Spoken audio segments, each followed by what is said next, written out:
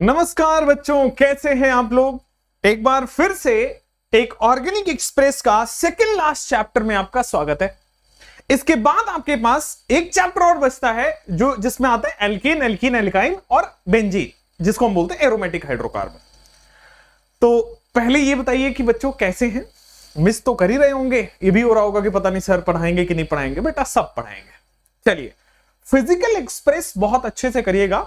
सुबह सुबह 7 बजे आपके साथ वो करा करेंगे, ठीक है। और यार मैं इस तरह का टीचर नहीं हूं जो मैं ऐसे स्लाइड पढ़ता जाऊं, है ना। देयरफॉर दिस इज बोरिंग, इसलिए नहीं आती lectures. I am a teacher जो एकदम बेटा खाटी मेहनत करता है, एकदम मतलब लिख लिख के हेलो एल्केन हेलो ओरिन पढ़ाऊंगा। आपको हेलो एल्केन का स्पेलिंग भी नहीं पता ना, तो मैं वहां से स्टार्ट करने वाला टीचर हूं। खैर, अब ये भी आपको जरूरत ही है। ऑर्गेनिक एक्सप्रेस का डिमांड भी आपका ही था, तो फिजिकल एक्सप्रेस में हमने चेंज कर दिया। आई राइट एंड आई टीच, ताकि आप करते चलो साथ साथ में, ठीक है बच्चों। चलो, हेलो एल्केन हेलो ओरिन में सबसे पहला आपको मेथड ऑफ प्रिपरेशन पढ़ाते हैं, जिसमें टोटल 7। मैं पहले हेलो एल्केन की बात कर रहा हूं, hello Areen is a different, उसको अलग से पढ़ेंगे। हेलो एल्केन की पहले हम खत्म करते हैं। तो भाई मेथड ऑफ प्रिपरेशन 7 रिएक्शन है इसके। कितने? हेलो एल्केन के 7 मेथड ऑफ प्रिपरेशन है। पहला मेथड ऑफ जो 7 मेथड ऑफ प्रिपरेशन है उसमें से पहला है एल्केन एंड कार्बोक्सिलिक एसिड तक। आप देखेंगे तो इसमें हर चैप्टर का नाम लिखा हुआ है। पहले एल्केन, फिर एल्कीन, फिर एल्काइन, फिर एल्काइल हैलाइड, फिर एल्कोहल, फिर एल्डिहाइड कीटोन, फिर कार्बोक्सिलिक एसिड। तो आप देखोगे तो जितने भी रिएक्शन वाले चैप्टर हैं उस सारे चैप्टर्स का नाम आपके पास लिखा गया है, अमाइन छोड़ के। चलो, अब एक एक करके हमें पढ़ना है कि एल्केन में क्या करें कि अपने पास अल्काइल हैलाइड बन जाए, एल्कीन में क्या करें कि अल्काइल हैलाइड बन जाए। आइए बेटा, सबसे पहले हम एल्केन की बात करते हैं। एल्केन होता क्या है? तो मेरे प्यारे दोस्त, सबसे इजी एल्केन यही तो होता है, एक कार्बन का एल्केन। हमें बेटा एल्काइल हैलाइड बनाना है तो एक हाइड्रोजनवा हटा दोगे क्या, क्लोरीनवा लगा दोगे क्या, यही तो होता है मेरे प्यारे दोस्तों। हाइड्रोकार्बन से हेलो एल्केन बनाने के लिए हाइड्रोजन हटाना है, हेलोजन लगाना है। हाइड्रोजन रिमूव करके हेलोजन लगा दिया। क्लियर क्या? और ये कैसे करना होता है? तो ये स्टेप है मेरे प्यारे दोस्त फ्री रेडिकल हैलोजिनेशन से। ये क्या होता है? फ्री रेडिकल मैकेनिज्म से हाइड्रोजन फ्री रेडिकल यहां से निकलेगा और सीएल फ्री रेडिकल यहां पे जाके जुड़ जाएगा। कैसे? आइए, जब भी आपको एल्केन दिया हो, X2 यूवी लाइट या X2 हीट दिया हो, मतलब Cl2 heat, Br2 heat, right, I2 heat ऐसा लिखा हो, या Cl2 यूवी लाइट या Br2 यूवी लाइट या I2 यूवी, ऐसा कुछ लिखा हो आपके पास, तो क्या होगा? हाइड्रोजन वहां हटेगा। देखो यहां पे कंडीशन आपको ध्यान रखनी होगी कि बस यहां पे ये वाला जो हाइड्रोजन है और ये वाला जो हाइड्रोजन है, 2 तरह के हाइड्रोजन है। ये 1 डिग्री हाइड्रोजन है, ये 2 डिग्री हाइड्रोजन है। यहां पे 1 डिग्री हाइड्रोजन हटा के X लगेगा और 2 डिग्री हटा के भी X लगेगा। सो कहने का मतलब है ये 1 डिग्री अल्काइल हैलाइड का फॉर्मेशन कर रहा है, 2 डिग्री अल्काइल हैलाइड का फॉर्मेशन कर रहा है। तो हर हाइड्रोकार्बन में अगर आपको Cl2 heat, Br2 heat, Cl2 UV light, Br2 UV light मिल रहा है, अगर ऐसा हो रहा है तो आपके पास 1 डिग्री हाइड्रोजन हटाओगे मिल जाएगा, 2 डिग्री हाइड्रोजन हटाओगे मिल जाएगा। क्लियर है क्या? तो 1 डिग्री हाइड्रोजन हटा के आपके पास बॉस 1 डिग्री अल्काइल हैलाइड मिल गया। 2 डिग्री हाइड्रोजन हटा के बॉस आपके पास 2 डिग्री अल्काइल हैलाइड मिल गया। क्लियर क्या? कोई दिक्कत नहीं है क्या? करना कुछ नहीं है, एल्केन से अल्काइल हैलाइड बनाना, हाइड्रोजन हटाना था, हटता है फ्री रेडिकल से। और ये वाला X2 heat, Br2 heat, I2 heat, कुछ भी हीट हो सकता है। हाँ, F2 हीट नहीं होगा। क्लियर? चलिए नेक्स्ट, उससे ये नहीं होता, उससे अलग चीज बन जाता है, वो एल्केन चैप्टर में पढ़ते हैं। आइए अब आते हैं एल्केन में फ्री रेडिकल हैलोजिनेशन करा दिया, जेनरेट्स अ आइसोमेरिक हेलो एल्केन। आइसोमेरिक का मतलब बेटा 1 डिग्री भी बन रहा है, 2 डिग्री भी बन रहा है, आइसोमर बन रहा है। ठीक है ना? ये पोजीशन आइसोमर है, दिख रहा है, ये इस पे लगा हुआ है, सेकंड पोजीशन पे लगा हुआ, पोजीशन आइसोमर है। अगर वाया फ्री रेडिकल मैकेनिज्म, तो ऑब्वियसली मैंने बताया ही था कि जब भी हैलोजिनेशन होगा दुनिया में बॉस, जब जब हैलोजिनेशन होगा, फ्री रेडिकल मैकेनिज्म होगा, तो पहला मेथड ऑफ प्रिपरेशन, क्या आज के बाद आंख बंद करके आपको याद हो गया है? कैसे याद हुआ है एल्केन बताइएगा? तो साहब, फ्री रेडिकल हैलोजिनेशन, जितने तरह के H होंगे उतने बार हैलोजन लगेगा। 1 डिग्री भी है, 2 डिग्री भी है, तो 1 डिग्री वाला भी हटेगा, 2 डिग्री वाला भी हटेगा। अगर 3 डिग्री हाइड्रोजन होता तो 3 डिग्री वाला भी हटता। जैसे कि मिसाल के तौर पे एक एग्जांपल तो करिए, एग्जाम्पल कुछ ऐसा कहता है कि मेरे दोस्त, एग्जाम्पल कहता है CH3 कार्बन, यहां पे CH3 और यहां पे एक हाइड्रोजन लगा हुआ है बेटा, CH2 है और ये CH3 है। मेरे को बेटा इसमें Cl2 और हीट लिख रहा है। एल्केन के सामने Cl2 हीट, इसका मतलब बेटा हैलोजिनेशन कराना है। थोड़ी आंखों को अपनी दूरबीन लगा के देखेंगे तो 1 डिग्री वाला हाइड्रोजन भी दिखेगा, और थोड़ा जूम करेंगे तो बेटा 2 डिग्री वाला हाइड्रोजन भी दिखेगा, और थोड़ा जूम करेंगे तो बेटा 3 डिग्री वाला हाइड्रोजन भी दिखेगा। तो जितने भी हाइड्रोजन हैं सब के सब हटेंगे, क्लोरीन लग जाएगा, तो कितने प्रोडक्ट बनेंगे बेटे? 3। एक बनेगा 1 डिग्री हटा के। तो आइए पहला प्रोडक्ट मैं यहां पे लिखता हूं, CH2Cl। क्लियर क्या? पहला प्रोडक्ट क्लियर क्या? हाइड्रोजन हट के Cl लगे। दूसरा प्रोडक्ट भी तो बताओ, CH3 कार्बन, ऊपर CH3, यहां पे CH, Cl और CH3, ये दूसरा प्रोडक्ट बन गया। मेरे दोस्त तीसरा प्रोडक्ट भी बना पाओगे ना? तीसरा प्रोडक्ट भी बना पाओगे ना? ये रहा तीसरा प्रोडक्ट, कोई दिक्कत वाली बात नहीं है, समझ में भी आ गया है। सो हियर वी हैव, जितने भी टाइप के हाइड्रोजन होंगे उतने टाइप के प्रोडक्ट बनेंगे। क्लियर क्या? हैलोजिनेशन एल्केन का क्लियर क्या?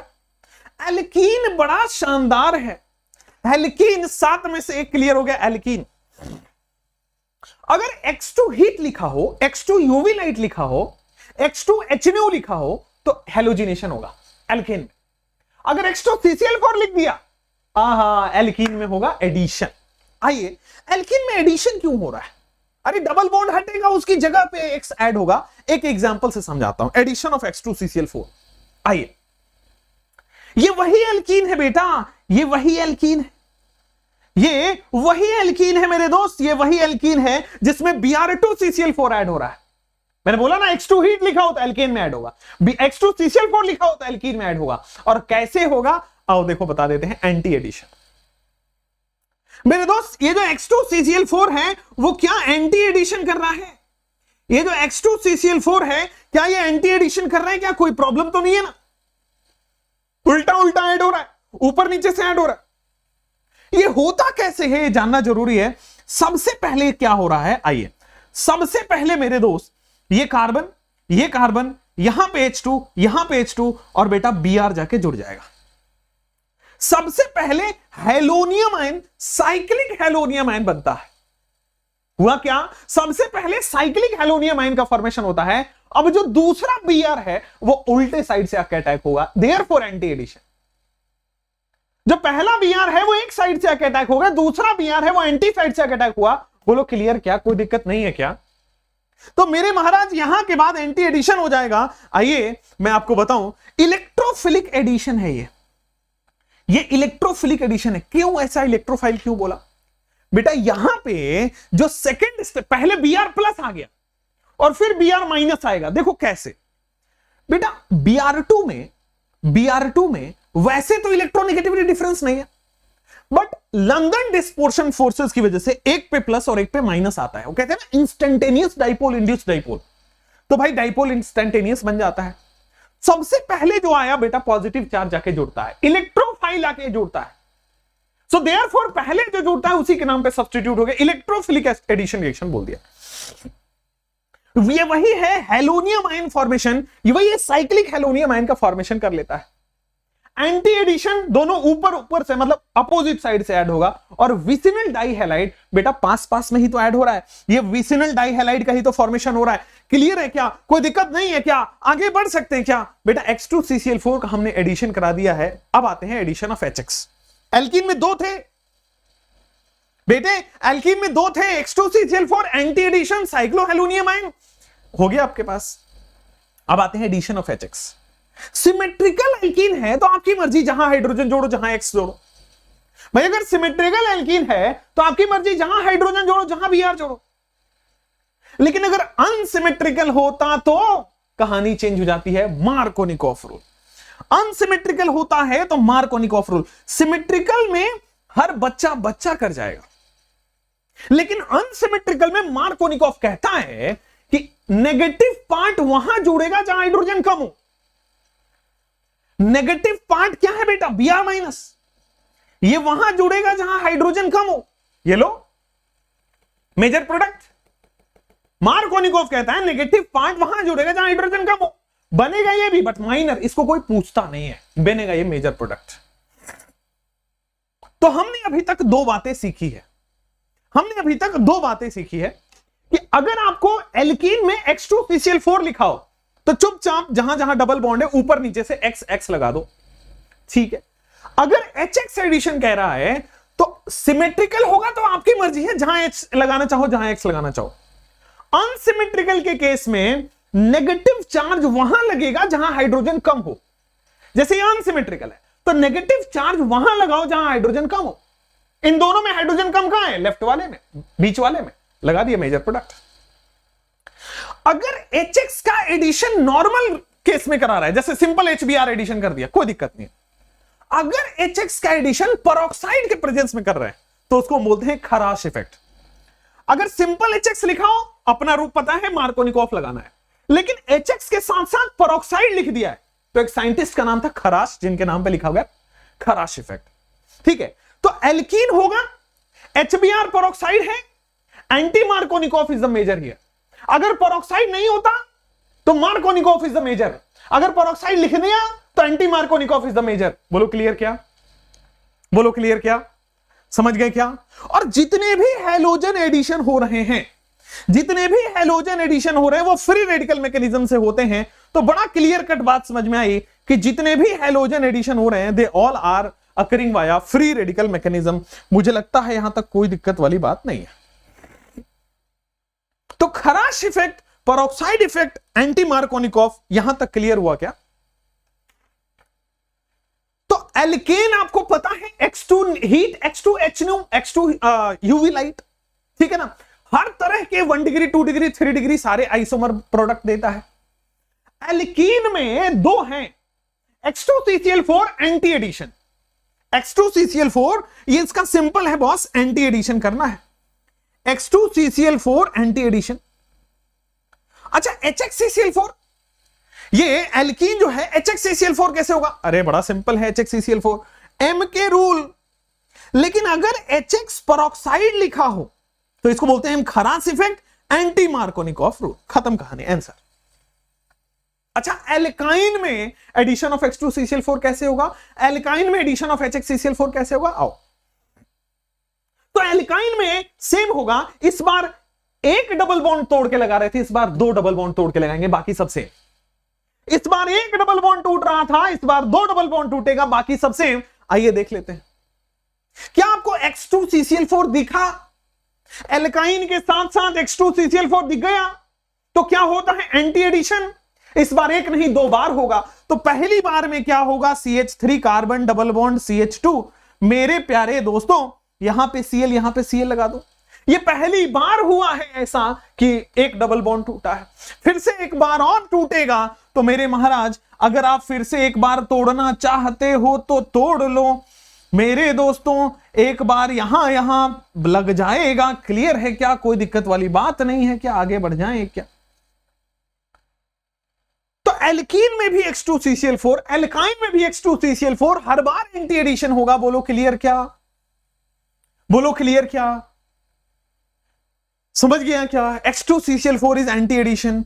अब आते हैं एडिशन ऑफ HX। मैंने बोला अगर एडिशन ऑफ HX नॉर्मल लिखा है, मार्कोनिकोव रूल, हां यहां पे एल्काइन है तो सेम होगा ना। आइए ट्रिपल बॉन्ड है, HCl एक्सेस दिया है, देखो इन दोनों में Cl माइनस कहां जाएगा? जहां हाइड्रोजन कम हो, बीच में। Cl माइनस कहां जाएगा? जहां हाइड्रोजन कम हो, बीच में। मेरे प्यारे दोस्त इस बार एक बार नहीं 2 बार जाएगा, क्योंकि 2 डबल बॉन्ड तोड़ना है। क्लियर है क्या? बोलो बेटा एकदम सही है क्या? तो एडिशन ऑफ HX इस बार एक बार नहीं 2 बार हुआ। अगर यहां पे डबल बॉन्ड होता तो एक Cl लग जाता, काम खत्म हो जाता। यहां पे ट्रिपल बॉन्ड है तो 2 बार Cl लगेगा। बोलो बेटा क्लियर हो गया? मार्कोनिकोव रूल, बहुत बढ़िया। अब खराश इफेक्ट जो है, इंस्टाग्राम खुल गया आपके लिए। चलिए, तो खराश इफेक्ट जो है आपके पास केवल एल्कीन में लगता है। क्लियर है बच्चों? ठीक है, अब आइए, तो एल्केन भी आपका क्लियर हुआ, एल्कीन भी क्लियर हुआ, एल्काइन भी क्लियर हो गया, सब सिमिलर चल रहे थे। एल्काइल हैलाइड में ये दोनों हम टी विथ वीटी में कर चुके हैं, फिंकल स्टीन और स्वार्ट्ज रिएक्शन। ये दोनों हम टी विथ वीटी में कर चुके हैं, फिंकलस्टीन और स्वार्ट्ज रिएक्शन।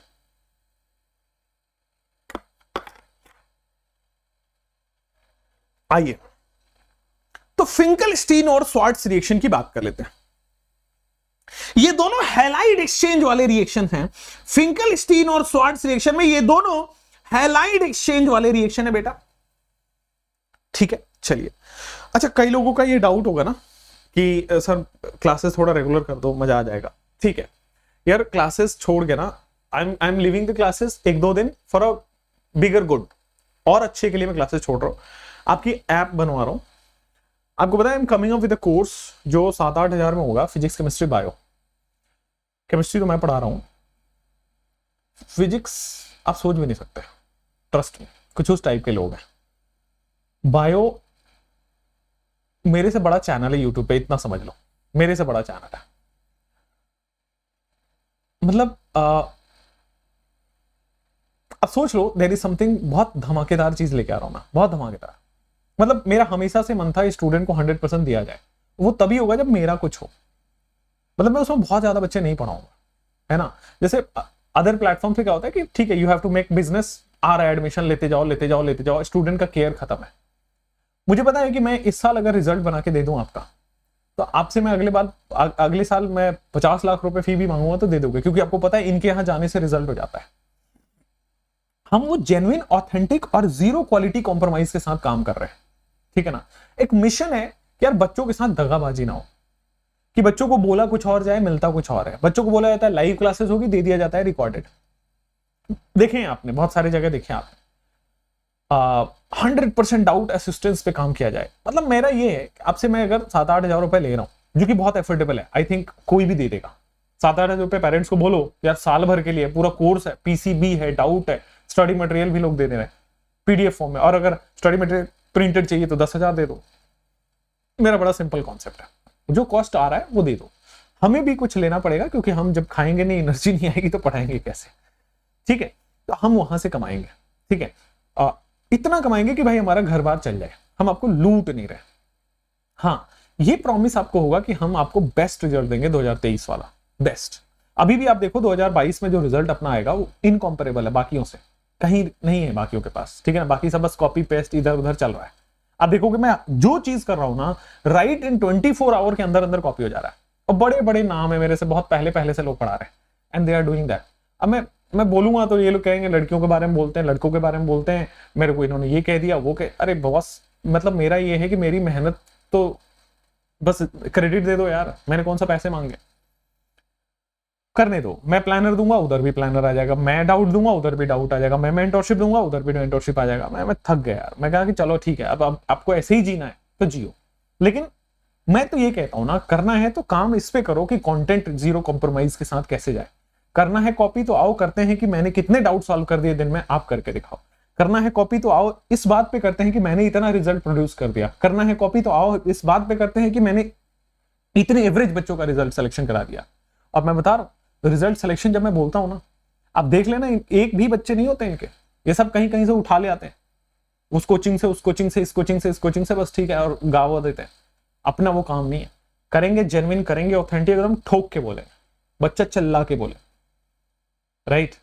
चलो, तो अगर लेक्चर्स नहीं आते तो थोड़ा सा घबराया मत करिए, I am there for you, I am working for you only. चलिए, अल्काइल हैलाइड में फिंकलस्टीन और स्वार्ट्ज रिएक्शन की बात करते हैं। Halide exchange reaction, Finkelstein reaction क्या होता है? हमेशा एल्काइल आयोडाइड बनाता है, हमेशा एल्काइल आयोडाइड बनाएगा। कोई भी अल्काइल हैलाइड हो उससे अल्काइल आयोडाइड बना देगा। देखो, आपको NaI एसीटोन देना पड़ेगा। किसी भी एल्काइल हैलाइड में NaI एसीटोन दो, आपके पास एल्काइल आयोडाइड बना देगा। किसी भी एल्काइल हैलाइड में आपको NaI एसीटोन बनाना पड़ेगा, आपके पास एल्काइल आयोडाइड बन जाएगा, ठीक है। तो alkyl halide NaI acetone, it gives alkyl iodide, ठीक है। सो फिंकलस्टीन रिएक्शन एल्काइल आयोडाइड बना के देगा। NaI acetone is Finkelstein. आपके पास RCl हो, RBr हो, हमेशा RI देगा, ये बात क्लियर है। फिंकलस्टीन रिएक्शन क्लियर हो गई। अब आइए, उसी तरह आते हैं हम स्वार्ट्ज रिएक्शन अल्काइल फ्लोराइड पे। उसी तरह हम आते हैं स्वार्ट्ज रिएक्शन अल्काइल फ्लोराइड पे। कोई भी अल्काइल हैलाइड हो, आप इससे अल्काइल फ्लोराइड बना सकते हो। तो कभी भी आपको अल्काइल आयोडाइड बनाना पड़े तो भाई आप ये लगा लो Finkelstein reaction, NaI acetone. Alkyl fluoride बनाना पड़े तो देखो HgF2, AgF, SbF3, COF2, इन चारों में से कोई भी फ्लोरीन वाला कंपाउंड मिल जाए तो RCl हो, RBr होगा, सीधा RF बन जाएगा। तो ये सीधा हैलोजन एक्सचेंज, इसीलिए बोलते हैं हैलाइड एक्सचेंज रिएक्शन है। ClBr को हटा के F लगा देगा, इसमें ClBr को हटा के I लगा देगा। समझ रहे हो ना? इसमें फिंकलस्टीन में फिंकलस्टीन इज NaI एसीटोन। मैंने इसको आइंस्टीन की गर्लफ्रेंड नहीं आई करके याद कराया है। उसी तरह स्वार्ट्ज रिएक्शन को भी मैंने याद करा दिया कि बेटा हमेशा फ्लोराइड बनेगा। तो AgF, Hg2F2, COF2, SbF3, कोई भी फ्लोरीन जो फ्लोरिनेटिंग एजेंट है यहां पे जाके जोड़ दो। तो आप देखोगे आपके पास एल्केन हैलोजिनेशन, फिर रेडिकल कंप्लीट हो गया। H2CCl4 anti addition, Markovnikov, peroxide हो तो एंटी मार्कोनिकोव। सेम काम इसमें 2 बार करना है। एल्काइल हैलाइड में NaI एसीटोन फिंकलस्टीन है, एल्काइल आयोडाइड बना देता है। HgF2F2, COF3, SbF3, COF2, SbF3, ये सब आपके पास ये अल्काइल आयोडाइड को मतलब अल्काइल हैलाइड से अल्काइल आयोडाइड और अल्काइल फ्लोराइड बना देता है। अल्कोहल में ये आप एक दो पढ़े हुए हो और फिर भी पढ़ के आप इसको बड़े अच्छे से देखो कैसे हम अल्काइल हैलाइड बना रहे हैं अल्कोहल से। सबसे पहले Darzens process. Darzens process SO2Cl2। Darzens reagent क्या होता है? SOCl2, ठीक है ना? SOCl2 not SO2, SOCl2। ये क्या करता है? सीधा Cl जोड़ देता है, ठीक है ना? किसी भी अल्कोहल के सामने ये डालोगे सीधा Cl जोड़ देगा और SO2 गैस निकाल देगा, ठीक है? दिस रिएक्शन ये प्रेफर किया जाता है, ये रिएक्शन अच्छा माना जाता है क्योंकि SO2 और HCl जो दोनों बन रहे हैं दोनों के दोनों गैस है और ये RCl का ये बहुत अच्छा गुड यील्ड आता है। RCl का बहुत अच्छा, तो मतलब अल्कोहल में डार्जेन डालोगे तो RCl बन जाएगा, ठीक है? हमने अल्कोहल से 5 मेथड पढ़ने, 1 2 3 4 5। हमने सबसे पहले डार्जेन पढ़ लिया, SOCl2 RCl बना देता है, ठीक है? चलिए अल्कोहल से RCl बना दिया। अब आइए यूजिंग NaBrH2SO4। NaBrH2SO4 हमेशा RBr बना देगा, OH हटा के RBr बना देगा। बाई प्रोडक्ट आपको पता है बस NaHSO3 and water, by product कोई पूछता नहीं है फिर भी। तो अल्कोहल में OH हटा के अल्काइल हैलाइड मतलब हैलोजन लग जाता है। NaBr होगा तो Br लगेगा। अगर आपके पास ये वाला रहेगा, क्या मतलब है, हाँ SOCl2 रहेगा तो Cl लग जाएगा। सेम अगर आपके पास बॉस ये रहे P प्लस X2 या फिर आपके पास रेड फास्फोरस प्लस X2 और P प्लस X2 लिखा हो तो ये X लगा देगा। देखो क्या करेगा ये, ROH में रेड फास्फोरस प्लस X2 लिखा हो या P प्लस X2 लिखा हो, RX लगा देगा। X can be chlorine bromine, sorry bromine iodine. आप रेड फास्फोरस प्लस ब्रोमीन डालो, रेड फास्फोरस प्लस आयोडीन डालो तो आपके पास RBr या RI बन जाएगा। अब आओ यहां पे यूजिंग फास्फोरस हैलाइड। अगर PCl3 डाल रहे हो या PCl5 डाल रहे हो, अगर PCl3 या PCl5 डाल रहे हो तो बड़ा सिंपल है, Cl जुड़ जाएगा। हाँ PCl3 के केस में H3PO3 बनता है और PCl5 के केस में POCl5 बाई प्रोडक्ट बनता है, बस यही ध्यान रखना है। बाकी यहां पे ROH हट के RCl बन जाएगा, ROH हट के RCl बन जाएगा, ठीक है? देखो यहां पे सिंपल है, ROH हट के RCl बन गया, यहां भी RCl बन गया। PCl5 में POCl3 बनता है और PX3 में बेटा H3PO3 बनता है। क्लियर है? चलो अब इट कैन बी बेटा PX3 में आप PCl3 भी बना सकते हो और PCl5 भी बना सकते हो, ठीक है ना? इसमें आप PCl3 भी बना सकते हो और PCl5 भी बना सकते हो। आ जाओ इसमें आप PCl3, PBr3, तो आपके पास RCl भी बनेगा और RBr भी बनेगा, कोई दिक्कत नहीं है। In case of PX3 always H3PO3 form होता है, in case of PCl5 always POCl3 बनता है, ठीक है? ये अभी के लिए एक्सप्रेस में आपको याद ही करना पड़ेगा, लॉन्ग लेक्चर में मैंने पूरा लॉजिक भी समझाया हुआ है। आइए अब आ जाते हैं Lucas test. Conc HCl plus anhydrous ZnCl2। आइए Lucas conc HX plus anhydrous ZnCl2, conc HCl anhydrous ZnCl2 alcohol में RX बना देता है, ठीक है? अब यहां पे बेसिकली ल्यूकास क्या होता है, वो होता है conc HCl plus anhydrous ZnCl2। ये सीधा सीधा बेटा आपके पास RCl बना के दे देता है। क्लियर है क्या? सीधा सीधा आपको RCl बना के दे देगा। आओ यहां पे तो देखो क्या करेगा। अच्छा इसको ये भी पता है आपको कि इसमें कार्बोकेटाइन इंटरमीडिएट बनता है, 3 डिग्री से 2 डिग्री से 1 डिग्री, 3 डिग्री वाला इमीडिएट प्रोडक्ट दे देता है, 2 डिग्री वाला 5 मिनट में देगा, 1 डिग्री वाला 30 मिनट में देगा। ये आपको कहानी सुनाई हुई है। कार्बोकेटाइन फॉर्म होता है, रीअरेंजमेंट होता है, ZnCl2 वाटर निकाल देता है और 3 डिग्री 2 डिग्री 1 डिग्री। ठीक है, तो अल्कोहल में आपके पास इतने सारे तरीके हैं जिससे कि आप बना सकते हो क्या, अल्कोहल में इतने सारे तरीके हैं जिससे कि आप बना सकते हो अपने अल्काइल हैलाइड। ठीक है, तो देखो क्या क्या था अल्कोहल में। ल्यूकास RCl बना देगा, उसमें ल्यूकास में जो ZnCl2 है वो वाटर एब्जॉर्ब कर लेता है।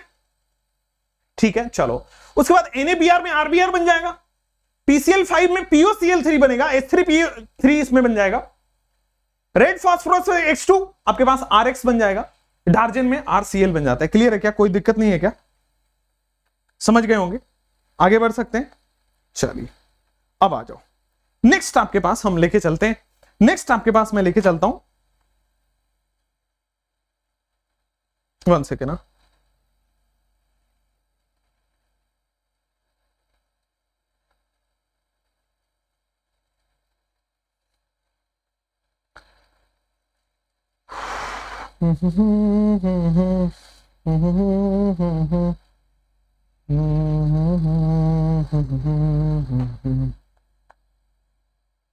चलो तो यहां पे आ गया method of preparation.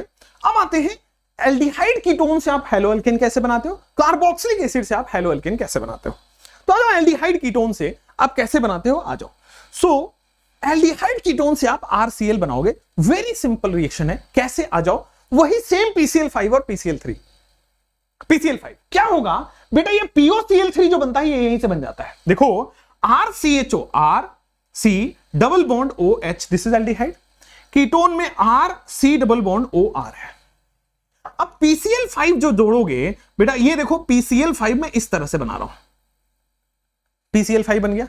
Similarly boss PCl5 आपके पास यहां से बनेगा, PCl5 आपके पास यहां से बनेगा। अब सुनो, ये बन जाता है बेटा POCl3, ये बन जाता है बेटा POCl3। POCl3 यहां से रिलीज हो गया, POCl3 यहां से रिलीज हो गया। ठीक है, अब जैसे ही POCl3 रिलीज होगा, देखो 2 Cl यहां पे, 2 Cl यहां पे, ऑक्सीजन दोनों रिलीज हो गया ना वहां से, 2 Cl यहां पे, 2 Cl यहां पे POCl3, यहां पे POCl3। सो एल्डिहाइड कीटोन में POCl3 रिलीज हो जाता है, 2 क्लोरीन। ठीक है, फिर आते हैं कार्बोक्सिलिक एसिड में, हंस डाइकर रिएक्शन बोलते हैं। कार्बोक्सिलिक एसिड का सिल्वर सॉल्ट, कार्बोक्सिलिक एसिड का सिल्वर सॉल्ट होना चाहिए। ठीक है ना, और PCl5 सॉरी कार्बोक्सिलिक एसिड का PCl5 दे दो। ठीक है ना, हंस डाइकर रिएक्शन क्या कहता है कि कोई भी कार्बोक्सिलिक एसिड हो, अगर सिल्वर सॉल्ट है उसका, silver salt of carboxylic acid, उसकी रिएक्शन आप H2CCl4 से कराओ तो देखो आपके पास RX, CO2 और AgX बन जाएगा। तो उसके बाद आपके पास RX, CO2 और AgX बन जाएगा। क्लियर है क्या? तो कार्बोक्सिलिक एसिड से भी आप अल्काइल हैलाइड बना सकते हो। अब आओ सारी की सारी रिएक्शन आपको रटवा देते हैं, यहां पे आ जाएगा, सारी की सारी रिएक्शन आपको यहां पे आ गया है एक पेज पे, मेथड ऑफ प्रिपरेशन में। ठीक है ना, so method of preparation of haloalkane में हमने सारी की सारी चीजें आपको करा दी है। यहां पे आइए, एल्केन में free radical halogenation, H2CCl4, H2CCl4 anti addition है। ये HCCl4 क्या करता है बेटा, मार्कोनिकॉफ रूल। लेकिन अगर ये पेरोक्साइड के प्रेजेंस में हो तो एंटी मार्कोनिकॉफ रूल। यहां सेम काम 2 बार करना है।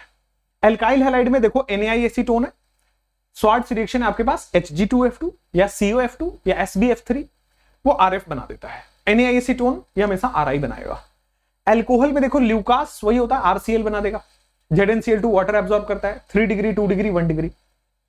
NaBr में RBr बन जाएगा। PCl3 में H3PO3 बन जाता है, PCl5 में POCl3 बन जाता है। रेड फास्फोरस पर H2 में RX बन जाता है। डार्जन में RCl बन जाता है। हंस डाइकर में कार्बोक्सिलिक एसिड का सॉल्ट, कार्बोक्सिलिक एसिड का सॉल्ट है और वो sodium sorry silver salt, H2CCl4 देखो RX बन जाएगा, CO2 अलग निकल जाएगा, AgX निकल जाएगा। क्लियर है क्या?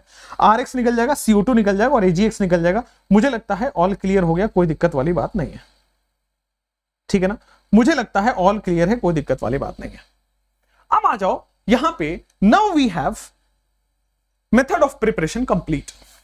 अब आते हैं केमिकल रिएक्शन जिसमें आपको पढ़ना है SN1SN2 E1E2। ठीक है, आइए SN1SN2 E1E2 पढ़ते हैं और फिर कुछ बहुत छोटे से रिएक्शंस हैं SN1 SN2 इवन E2 के बाद बहुत छोटे छोटे रिएक्शंस हैं कि ड्राई Ag2 में क्या होगा, मॉइस्ट Ag2 में क्या होगा, KCN में क्या होगा, AgCN में क्या होगा, ये सबको पढ़ते हैं। पहले SN1 SN2 पढ़ते हैं। आइए SN1 से स्टार्ट करते हैं।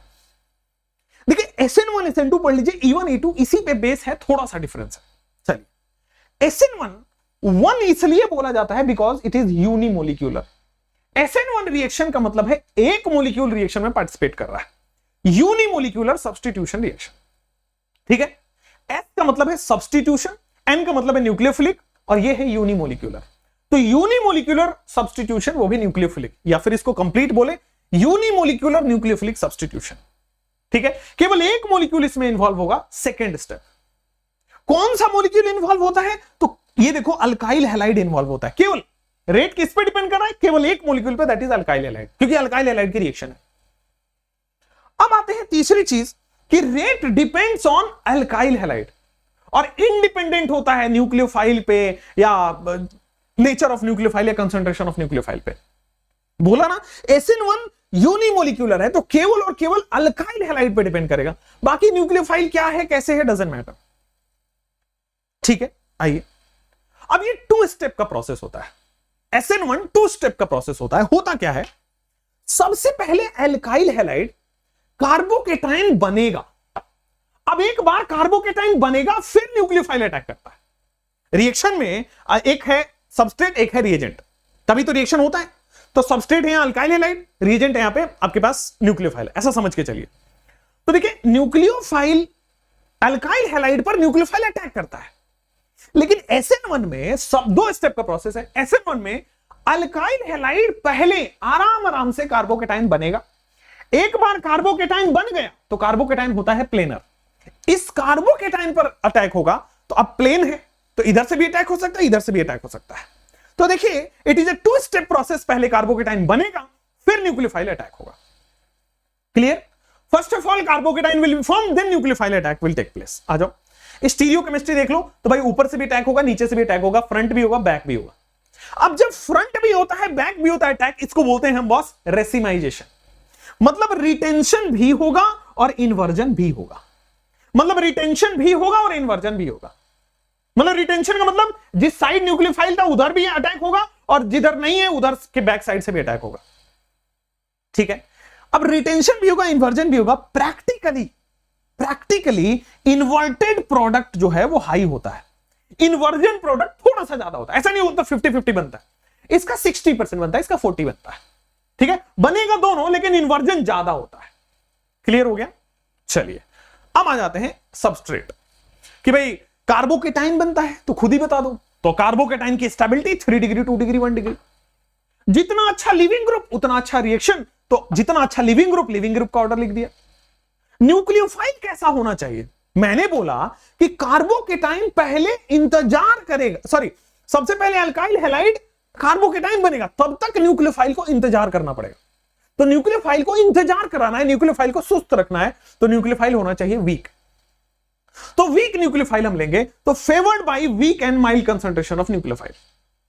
SN1 में वीक न्यूक्लियोफाइल लेंगे, क्यों? क्योंकि कार्बोकेटाइन बनने का इंतजार करना पड़ेगा। और सॉल्वेंट पोलर प्रोटिक सॉल्वेंट लेते हैं। पोलर प्रोटिक सॉल्वेंट मतलब कि जिसके केटाइन और एनाइन दोनों सॉल्वेट होते हैं। ठीक है, चलिए next. In SN1 solvent act as a nucleophile. तो न्यूक्लियोफाइल हमें अलग से लेने की जरूरत नहीं पड़ती है क्योंकि वीक होता है, तो हमें अलग से कोई वीक नहीं लेना है, हमें सॉल्वेंट को ही न्यूक्लियोफाइल मान लेते हैं। जैसे मैं आपको बताऊं SN1 में लिविंग ग्रुप एबिलिटी आपको पता है, IUT, रिएक्टिविटी तो RI RB, और ये तो आपको लिविंग ग्रुप से पता चल जाएगा। SN1 में हमने क्या क्या चीजें बताई, क्या क्या आपको याद रखने की जरूरत है, मैं आपको बताता हूं। ये एक यूनिमोलिक्यूलर, एक सेकेंड है ना, कहां गया, ये रहा, आइए। SN1 क्या है? यूनिमोलिक्यूलर। 1 का मतलब यूनिमोलिक्यूलर आप याद कर लोगे। इसके जस्ट अपोजिट SN2 बाइमोलिक्यूलर है, मतलब ये केवल एक मॉलिक्यूल पर डिपेंड करेगा, ये 2 मॉलिक्यूल पर डिपेंड करेगा। क्लियर हो गया? अब एक मॉलिक्यूल कौन है जिस पर डिपेंड कर रहा? Alkyl halide. और ये अल्काइल हैलाइड के साथ साथ न्यूक्लियोफाइल पर भी डिपेंड करेगा। क्लियर? क्या 2 मॉलिक्यूल पर डिपेंड कर रहा है। तो यहां पे लिखा हुआ है कि जो rate depends on alkyl halide only, यहां पे लिखा गया है कि rate depend on both nucleophile and alkyl halide. Clear हो गया? यूनिमोलिकुलर बाइमोलिकुलर से यहां तक ये स्लाइड क्लियर हुआ। SN1 SN2 में डिफरेंस भी क्लियर हो गया। अब आते हैं, ये 2 स्टेप प्रोसेस है, ये 1 स्टेप प्रोसेस है। SN1 है फिर भी 2 स्टेप प्रोसेस है, SN2 है फिर भी 1 स्टेप प्रोसेस है, उल्टा है प्रोसेस में। यहां पे पहले कार्बोकेटाइन बनेगा, फिर आराम से न्यूक्लियोफाइल का अटैक होता है। तो न्यूक्लियोफाइल बहुत धीमा, बहुत सुस्त, बहुत कमजोर चाहिए। लेकिन यहां पे क्या होता है, यह 1 स्टेप प्रोसेस है। न्यूक्लियोफाइल इतना स्ट्रांग लिया जाता है कि फटाक से अटैक कर देगा, ये कार्बोकेटाइन बनने का इंतजार नहीं करेगा। सो SN1 में 2 स्टेप है, इसमें 1 स्टेप है। यहां कार्बोकेटाइन बनने का इंतजार कर रहे हैं, यहां पे इंतजार नहीं है। तो यहां पे वीक न्यूक्लियोफाइल है, यहां पे स्ट्रांग न्यूक्लियोफाइल है। ये इंतजार करेगा, कमजोर है, ये इंतजार नहीं करेगा, स्ट्रांग है। ठीक है, चलिए अब आइए, नो कार्बोकेटाइन इंटरमीडिएट, सो यहां पे रीअरेंजमेंट नहीं होगा। बट यहां तो कार्बोकेटाइन बन रहा है, इसलिए SN1 में रीअरेंजमेंट होगा। स्टीरियोकेमिस्ट्री समझ में आ गया? कार्बोकेटाइन बना है, कार्बोकेटाइन होता है प्लेनर, मतलब इधर से भी अटैक होगा, इधर से भी अटैक होगा, रेसिमाइजेशन बोलते हैं उसको, inversion as well as inversion भी होगा। ठीक है, चलिए, और आपके पास रिटेंशन भी होगा, लेकिन इन्वर्जन प्रैक्टिकली ज्यादा होता है। SN2 में क्या होगा बॉस? न्यूक्लियोफाइल अटैक किया, न्यूक्लियोफाइल अटैक किया। ठीक है, यहां पे इंतजार नहीं करता, न्यूक्लियोफाइल अटैक करता है। ठीक है, nucleophile attack from back side, जिधर हैलोजन है उधर अटैक नहीं करता, ये पिछले दरवाजे से अटैक करता है। ठीक है ना, अपोजिट साइड से अटैक करता है, और इसीलिए इसको इन्वर्टेड प्रोडक्ट इसमें बनता है SN2 में। इसमें दोनों बनता है, inversion as well as retention, यहां पे इन्वर्जन होता है SN2 में। डिफरेंस क्लियर हो रहा है? ये यूनिमोलिकुलर, बाइमोलिकुलर, एक मोलिक्यूल, 2 मोलिक्यूल, केवल alkyl halide, alkyl halide nucleophile, 2 step reaction, 1 step reaction, weak nucleophile, strong nucleophile, ये retention as well as inversion, ये ओनली इन्वर्जन। इस तरह से आपको टिप्स पे होना चाहिए। चलिए अब आते हैं वहीं पे कि बॉस यहां पे रिटेंशन प्लस इन्वर्जन हो रहा है, ये केवल और केवल इन्वर्जन हो रहा है। रिएक्टिविटी आपको पता है, कार्बोकेटाइन बनेगा 3 to 1 और इसी का उल्टा हो जाएगा 1 to 3। दोनों में लिविंग ग्रुप अच्छा होना चाहिए। अल्काइल हैलाइड हटेगा तभी तो रिएक्शन होगा, तो मतलब हैलोजन हटना चाहिए, तो जल्दी से कौन हटेगा? आयोडीन, फिर एंड सो ऑन। यहां पे जो न्यूक्लियोफाइल है वो वीक और माइल्ड न्यूक्लियोफाइल है, बट यहां पे नहीं, ये strong nucleophile, strong and high concentration of nucleophile. ठीक है, तो ये कार्बोकेटाइन की तरह ट्रीट करना है। इसका जो ट्रांजिशन स्टेट होता है उसमें एनायनिक प्रॉपर्टी होता है, तो कार्बन आयन की तरह ट्रीट करना है। इसमें कार्बोकेटाइन की तरह ट्रीट करना है, यहां पे कोई इंटरमीडिएट बनता नहीं है, बट क्वेश्चन सॉल्व करने के लिए एनायन की तरह ट्रीट करके चलना है। तो ये 3 to 1 है, एनायन है, इसलिए 1 to 3 हो गया। सॉल्वेंट यहां पे पोलर प्रोटिक लेंगे, सॉल्वेंट यहां पे पोलर ए प्रोटिक लेंगे। पोलर ए प्रोटिक का आपके एग्जांपल हो गया DMSO, DMF, DMA, HMPA। ठीक है ना, dimethyl sulphoxide, dimethyl formamide, dimethyl HMPA मतलब हेक्सामिथाइल फॉस्फोरामाइड। ठीक है, उसके बाद लिविंग ग्रुप की टेंडेंसी पता है, और अल्काइल, दोनों में लिविंग ग्रुप की टेंडेंसी और अल्काइल हैलाइड की रिएक्टिविटी सेम होती है। डिफरेंस जो है मैंने बता दिया, यूनिमोलिकुलर, बाइमोलिकुलर, नंबर ऑफ स्टेप्स, ये केवल अल्काइल हैलाइड पे डिपेंड करता है। Alkyl halide nucleophile, week nucleophile, strong nucleophile, 3 to 1, 1 to 3, polar protic, polar A protic. ठीक है, आइए SN1 SN2 आपका मैंने एक जगह यहां पे करा भी दिया। ठीक है ना, चलिए, तो SN1 SN2 आपका एक जगह हो गया। नाउ E1, SN1 का भाई है E1। आइए E1 पूरा डिटेल से अच्छा है कि हम टेबल में कर लें। E1 पूरा डिटेल से अच्छा है हम टेबल में करें। कहां गया? टेबल में करते हैं। आओ आओ आओ आओ। E1, तो E1 रिएक्शन जो है आपके पास, सबसे पहले देखिएगा कि E1 एक एलिमिनेशन रिएक्शन है, बिल्कुल क्लियर है यार, ये तो E1 एलिमिनेशन रिएक्शन है। E1 में यूनिमोलिकुलर है, ये बाइमोलिकुलर है। E1 इज यूनिमोलिकुलर और E2 इज बाइमोलिकुलर, मतलब ये केवल अल्काइल हैलाइड पे डिपेंड करेगा, ये alkyl halide as well as nucleophile पे अटैक करेगा। तो देखोगे इट डिपेंड्स ऑन, ये देखिए केवल और केवल अल्काइल हैलाइड पे डिपेंड कर रहा है, ये केवल और केवल बेटा। चलिए मैं पहले डिटेल कराता हूं, फिर नहीं तो आपको उड़ जाएगा। डिटेल बना के लेके आए हैं तो डिटेल ही कराया जाए। चलिए, ये है बेटा यूनिमोलिकुलर, E1 है यूनिमोलिकुलर, SN1 का भाई। होता क्या है, सबसे पहले इसमें भी कार्बोकेटाइन बनेगा, कार्बोकेटाइन बनेगा तो रीअरेंजमेंट की संभावना है, और लास्ट में एल्कीन बनता है। SN1 में क्या हो रहा था, कार्बोकेटाइन बन रहा था और फिर OH माइनस न्यूक्लियोफाइल ऐड हो रहा था, OH minus, SH minus, NU minus, कोई भी माइनस चार्ज जाके अटैक हो जा रहा था SN1 में। यहां पे कार्बोकेटाइन बनेगा और बगल वाले कार्बन से एल्कीन बना लेगा। कार्बोकेटाइन बनेगा, रीअरेंज होगा, एल्कीन बनेगा। SN1 में क्या था, कार्बोकेटाइन बनेगा, रीअरेंज होगा और न्यूक्लियोफाइल अटैक कर देगा। चलिए दूसरा चीज, ये 2 स्टेप का प्रोसेस है, वो भी 2 स्टेप का प्रोसेस था। चलिए यहां पे कार्बोकेटाइन बन रहा है, वहां भी कार्बोकेटाइन बन रहा था। नेक्स्ट आइएगा, तो boss rate of the reaction केवल अल्काइल हैलाइड पे डिपेंड कर रहा था, वो भी केवल अल्काइल हैलाइड पे डिपेंड कर रहा था। स्टेबिलिटी ऑफ द कार्बोकेटाइन से रेट देखेंगे, वहां भी स्टेबिलिटी ऑफ द कार्बोकेटाइन से रेट देखेंगे। तो SN1 E1 सेम है, बस सेकंड स्टेप डिफरेंस होता है कि वहां पे न्यूक्लियोफाइल अटैक होता है, यहां पे अल्कीन बन जाता है। और ऑर्डर क्या है आपके पास? Order is 1। ऑर्डर क्या आपके पास? Order is 1। तो rate of the reaction depends only on the concentration of alkyl halide, ठीक है, क्योंकि यूनिमोलिकुलर है। और आपके पास पता है 3 डिग्री 2 डिग्री 1 डिग्री कार्बोकेटाइन, कोई प्रॉब्लम नहीं है। नेक्स्ट एल्काइल हैलाइड आपको पता है RI RBr RCl। Alkyl halide की रिएक्टिविटी जो SN1 SN2 E1 E2 सब में सेम होती है। SN1 E1 में तो आपको पता है अल्काइल हैलाइड 3 to 1। और बेस की बात करें तो यार यहां पे क्या है ना, स्ट्रॉन्ग नहीं वीक लेना पड़ता है, स्ट्रॉन्ग नहीं वीक लेना पड़ता है, या मॉडरेट बेस वीक जो SN1 में लेते हैं सॉल्वेंट की तरह होना चाहिए। अब सॉल्वेंट क्या है? पोलर प्रोटिक, कार्बोकेटाइन बन रहा है polar protic. Leaving group I Br Cl and F। Regioselectivity मतलब ये स्टीरियोकेमिस्ट्री क्या होगा? कार्बोकेटाइन बन रहा है ना बॉस, तो कार्बोकेटाइन बन रहा है तो फाइनली बनना क्या है? एल्कीन। सेट-जेफ रूल मतलब एस्टेबल एल्कीन आपको बनाना है। एस्टेबल एल्कीन कैसे देखना है? मोर अल्फा H, जिसमें ज्यादा अल्फा H है वो स्टेबल एल्कीन है। So alkyl halide base solvent leaving group, और यहां पे देखोगे तो स्टेबल एल्कीन बनेगा सेट-जेफ रूल से, मोर अल्फा H। नेक्स्ट जैसे ये देखो OH है, कॉन्केस्ट आपने ला, सबसे पहले क्या बनेगा? कार्बोकेटाइन। कार्बोकेटाइन रीअरेंज होगा तो कार्बोकेटाइन रीअरेंज होकर यहां जा सकता है और फिर एल्कीन बना दिया। तो जो सेट-जेफ होगा जिसमें अल्फा H ज्यादा होंगे वही मेजर प्रोडक्ट है। तो आप कार्बोकेटाइन बनाओ, रीअरेंज कराओ, मेजर प्रोडक्ट बनाओ, that will be the major product, मतलब जिसमें ज्यादा अल्फा H है।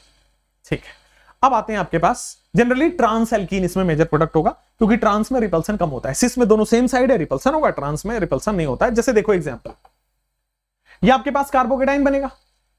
अब कार्बोकेटाइन रीअरेंज हो नहीं सकता क्योंकि मेजर मैक्सिमम स्टेबल है, तो बगल वाले इस यहां पे कार्बोकेटाइन बना, बगल वाले से एल्कीन बना दिया। अब इस एल्कीन में यार ये यहां पे कार्बोकेटाइन बना, ये इधर भी तो बन सकता है और इधर भी तो बन सकता है, तो हमने इधर से बनाया है एल्कीन क्योंकि अल्फा H ज्यादा है, इसलिए मेजर प्रोडक्ट है। लेफ्ट साइड से बनाओगे तो माइनर प्रोडक्ट हो गया। ठीक, अब आइए, ये भी जो मेजर है इसमें भी तो 2 हैं, सिस और ट्रांस, तो ट्रांस इज द मेजर। ठीक है, इसमें भी तो 2 होंगे, ज्योमेट्रिकल आइसोमरिज्म में शो कर रहा है तो 2 होंगे, सिस और trans, trans is the major. तो मेजर का भी मेजर आपने बता दिया। चलिए नेक्स्ट, अब आ जाते हैं, अगर टेम्परेचर 25 से कम होता है, क्वेश्चन में दिया होगा, अगर टेम्परेचर 25 से कम है तो SN1, अगर टेम्परेचर 50 से ज्यादा है तो E1, हाई टेम्परेचर पे E1 और लो टेम्परेचर पे SN1, और अगर टेम्परेचर इन दोनों के बीच है तो दोनों हो सकता है, आगे बताऊंगा क्या होगा। अगर इन दोनों के बीच है तो दोनों हो सकता है, आगे बताऊंगा कि क्या होगा SN1 एंड E1। आइए E2 रिएक्शन की बात करते हैं। E2 रिएक्शन की बात करते हैं, बाइमोलिक्यूलर है, SN2 जैसा, स्ट्रॉन्ग न्यूक्लियोफाइल लेते हैं, एक बार में अटैक करेगा। देखिए बेस स्ट्रॉन्ग बेस होगा, अटैक करेगा और लिविंग ग्रुप को निकाल देगा, एल्कीन। ठीक है, आओ बेस एक बार में निकाल देगा, आ जाओ। E2 रिएक्शन 1 स्टेप है, कोई भी कार्बोकेटाइन नहीं है, रीअरेंजमेंट नहीं है, दोनों पे डिपेंड कर रहा है, बाइमोलिक्यूलर है, ऑर्डर 2 है। चलो next, rate of the reaction वही एल्कीन की स्टेबिलिटी। E1 E2 का रेट जो है वो एल्कीन की स्टेबिलिटी पे डिपेंड करता है। E1 E2 का जो रेट है वो एल्कीन की स्टेबिलिटी पे डिपेंड करता है, इसलिए स्टेबिलिटी ऑफ द एल्कीन, जितना ज्यादा अल्फा H उतना ज्यादा stability of the alkene. Alkyl halide 3 to 1, ठीक है, अल्काइल हैलाइड 3 to 1, पता है क्यों?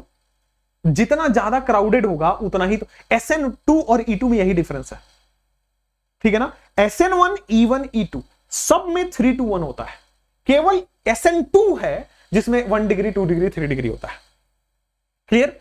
क्यों इसमें आया 3 to 1? SN2 जैसा क्यों नहीं हुआ? क्योंकि एल्कीन बनना है, जितना क्राउडेड होगा उतना ही अल्फा H होगा, उतना ही स्टेबल एल्कीन होगा। चलो उसके बाद हाई कंसंट्रेशन या स्ट्रॉन्ग न्यूक्लियोफाइल लेना पड़ेगा।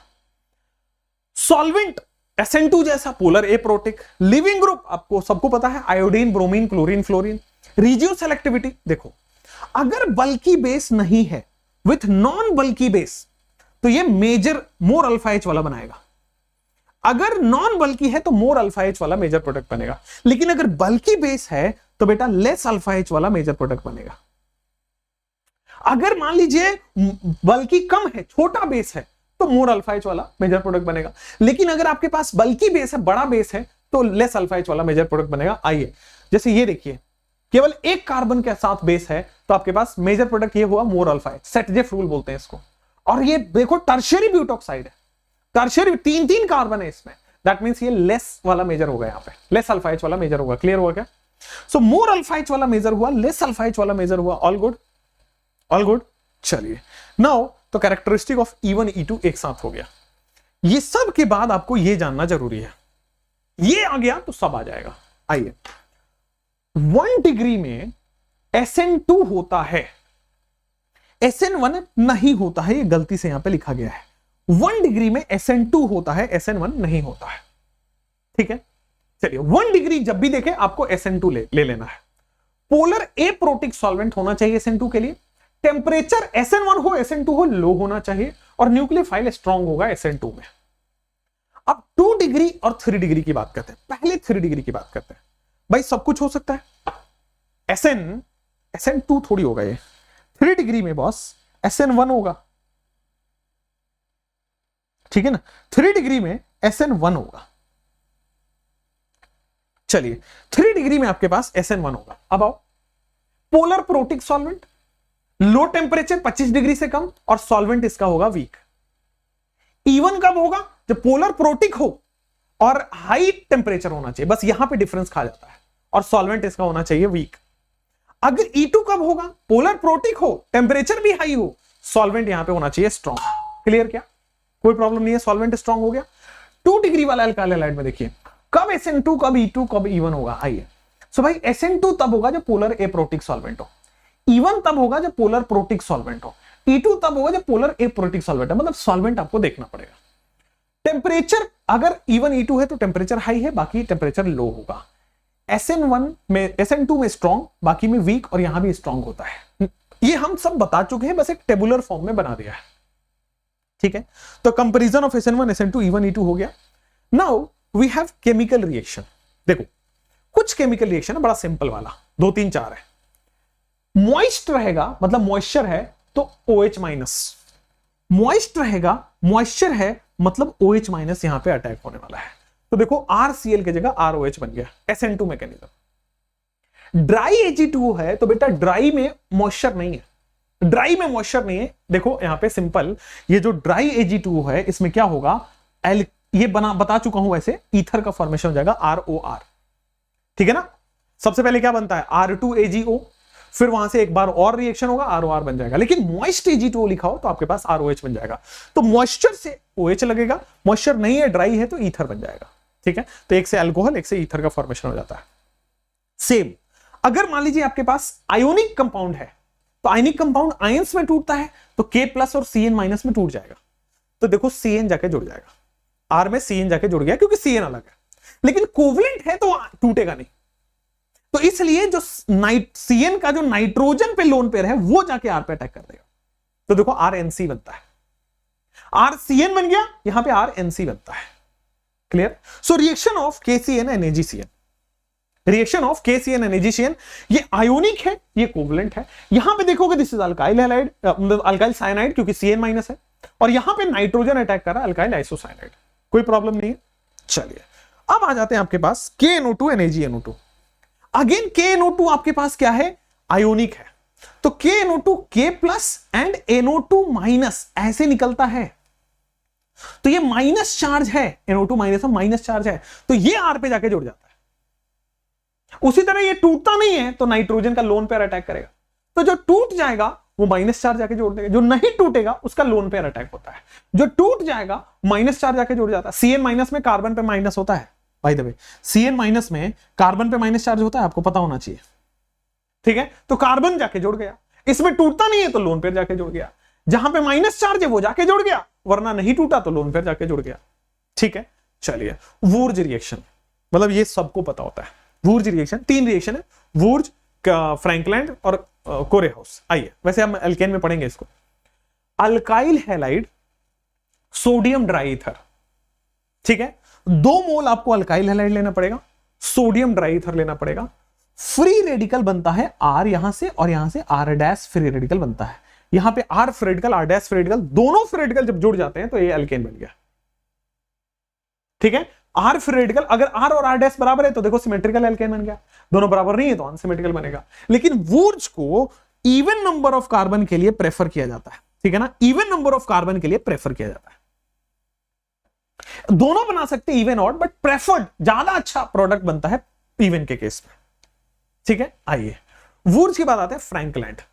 फ्रैंकलैंड रिएजेंट याद करना होगा R2ZN, और ये चूंकि एक आपके पास ऑर्गेनोमेटलिक कंपाउंड है हमेशा R माइनस देगा, तो R डैश है तो R डैश माइनस देगा, तो देखिए R डैश बन गया, R डैश बन गया। Symmetrical as well as unsymmetrical दोनों होगा, symmetrical as well as unsymmetrical दोनों होगा। क्लियर है क्या? यहां पे देखोगे this is RX and this is R minus, ये दोनों जोड़ दोगे ड्राई SN2 मैकेनिज्म से होता है। ठीक है, ये जो आपका हुआ है ये भी आपके पास ड्राई ईथर के प्रेजेंस में होता है। क्लियर है, this is SN2 mechanism Frankland, मतलब symmetrical as well as unsymmetrical दोनों बनता है। कोरे हाउस में R2CuLi again R minus, R2CuLi again R minus release होता है, तो R माइनस जो है वो R डैश से जाके जुड़ गया, एल्केन बन गया। अगेन सिमेट्रिकल अनसिमेट्रिकल दोनों के लिए है, बट अनसिमेट्रिकल के लिए इसको प्रेफर किया जाता है, अनसिमेट्रिकल के लिए इसको प्रेफर किया जाता है। कोरे हाउस हो गया आपके पास, and therefore there we go chemical properties of haloalkanes. तो इसमें SN1 SN2 E1 E2 ये वाला जो पार्ट मैंने अभी आपको पढ़ाया, ठीक है, एंड जो मेथड ऑफ प्रिपरेशन मैंने पढ़ाया बस वही होता है। This is haloalkane. ठीक है, एक छोटा सा वीडियो जाएगा हैलोअरीन के लिए। ठीक है, तो हैलोअरीन भी आपको मैं पढ़ा दूंगा। चलिए, थैंक यू। इस वीडियो में भी इतना ही रखते हैं, एक चैप्टर और है फिर हम फिजिकल एक्सप्रेस पे ध्यान देंगे। चलिए, thank you, all the best.